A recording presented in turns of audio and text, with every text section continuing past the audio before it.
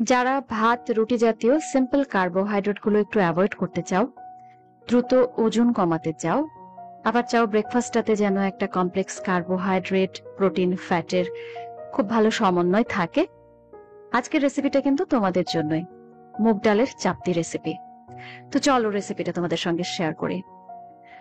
মুগ ডালের চাপ্তি রেসিপি বানানোর জন্য আমি রাতে আস্ত মুগ ডাল এবং আস্ত ছোলা ভিজিয়ে রেখেছিলাম 1 মুঠ পরিমাণ। সেটা কিন্তু অনেকগুলো হয়েছে দেখো। তো এখন আমি এটা ব্লেন্ড করে নিব।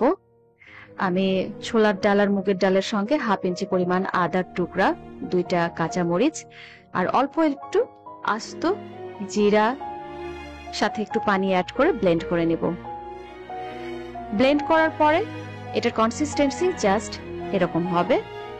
এরপর আমি এটার সাথে অল্প একটু হলুদ গুঁড়া, পরিমাণ মতো লবণ আর একটু ধনিয়া গুঁড়া মিক্সড আপ করে নেব। এবার কুক করার পালা।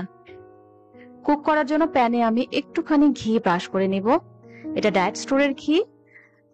রিজনেবল প্রাইসে খাঁটি ঘি পেতে হলে কিন্তু তোমাদেরকে ডায়েট স্টোর ভিজিট করতে হবে। তো প্যানে এভাবে 1 চামচ করে ব্যাটার নিয়ে এভাবে আস্তে আস্তে একটু সময় নিয়ে ছড়িয়ে দিব। আর এটাকে আরো পুষ্টিকর করার জন্য আমি এটাতে কিছু ভেজিটেবলস অ্যাড করব, একটু টমেটো কুচি আর একটু বিটরুট কুচি। তোমরা চাইলে অন্য সবজি অ্যাড করতে পারো। প্রোটিনের পরিমাণ বাড়ানোর জন্য আমি এটাতে একটু পনির অ্যাড করে দিলাম। তো 2 থেকে 3 মিনিট মোটামুটি ঢেকে রাখার পরে কিন্তু তোমার চাপ্তি রেডি হয়ে যাবে।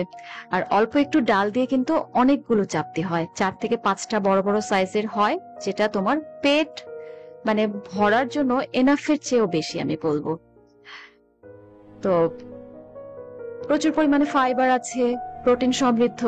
এটা কিন্তু অনেকক্ষণ তোমার পেট ফুল রাখবে, ক্ষুধা কম লাগবে, ওয়েট লসে খুব ভালো একটা সাপোর্ট পাবে।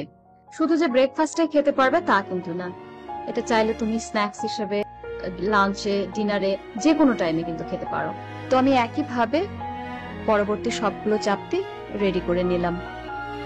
পরিবেশন করার জন্য তোমরা টক দই, শসার যে রায়তাটা সেটার সঙ্গে পরিবেশন করতে পারো। আমার কাছে টক দই ছিল না, তো আমি শসা বিটরুটের একটা সালাদের সঙ্গে আজকে সার্ভ করেছি। ভীষণ মজাদার ইয়ামি রেসিপিটা অবশ্যই অবশ্যই ট্রাই করতে ভুলো না। তো দেখা হবে নেক্সট ভিডিওতে। ততদিন পর্যন্ত সবাই ভালো থেকো। Take care and tata.